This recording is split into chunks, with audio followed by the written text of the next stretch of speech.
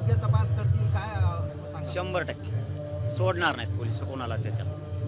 कारण मुख्यमंत्र्याचा सुद्धा तसा शब्द आहे की सगळे मध्ये घेऊन त्यांना कठोर कारवाई करून त्यांना फाशीपर्यंत नेल्याशिवाय मी हटणार नाही, या शब्दावरती मराठा समाज शांत आहे.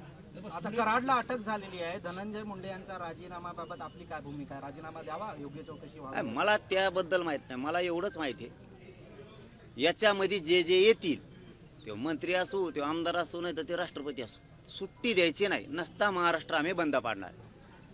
तो जे आता त्याचा तपास करायचा आहे, राहिलेले आरोपी सुद्धा, मुख्य आरोपी सुद्धा बाहेर येत आणखीन फार, त्यांना सुद्धा अटक करायचं.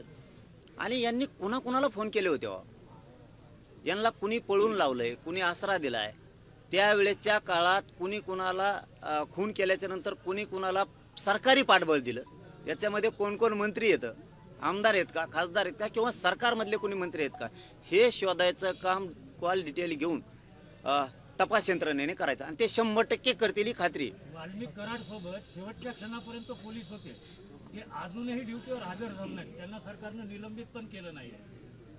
नाही, त्याबद्दल नव्हतं मला माहिती. आता विचारतो. तुमची मागणी आहे का तशी? अरे मग ठुता कशाला ते, पण माहिती घेतल्यावर मला जरा बोलायची सवय. मग मी हवेत गोळ्यात सुरेश लिखित दस यांनी जसं ज्या पद्धतीनं प्रकरण उचलून धरलं, म्हणजे सभागृहात असेल, सभागृहाच्या बाहेर, त्या सुरेश दसांबद्दल काय बोलाल तुम्ही? जितेंद्र आव्हाड आणि सुरेश दस. हे बघा, समाजाच्या कामात एखाद्याच्या लेकराला न्याय देण्यासाठी तो विरोधीचा असो किंवा सत्ताधाऱ्याचा असो, जो आमदार बोलतो त्याच्या पाठीशी समाजानं पण उभा राहिलं पाहिजे. मग त्याच्यात तो संदीप क्षीरसागर सुद्धा बोलतो, खासदार पण बोलतोय, त्याच्यात सुरेश धस पण बोलतो. हे जे बोलत आहेत ना, यांच्या पाठीशी उभा राहिलं पाहिजे आणि राहणार सुद्धा, लोक सुद्धा राहणार. पण आमचं मत आहे, हे प्रकरण आम्ही कसल्याच परिस्थितीत दबू देणार नाहीत. मुख्यमंत्र्यांनी दिलेला शब्द पाळायचा, त्यांनी जर पाळला नाही तर राज्य आम्ही बंद पाडणार आहे. 100% मराठी रस्त्यावरती उतरणार. एक जरी याच्यातला आरोपी सुटला तरी